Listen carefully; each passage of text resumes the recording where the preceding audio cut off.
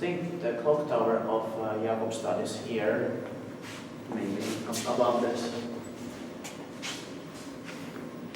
So fortunately this elevator is like replaced. Yeah, you see the shaft there. The fifth floor is closed. That's where probably the access would have been to it. It rebuilt in 2009, OTIS Gen2 6-person fire recurrence B1 and E4804 is going to be inspected in 2021.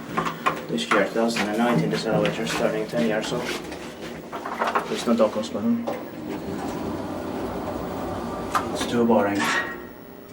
Well, we got the only boring elevator here.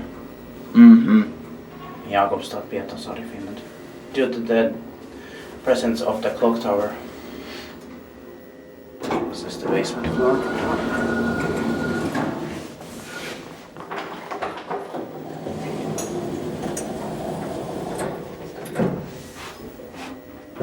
See, it has still the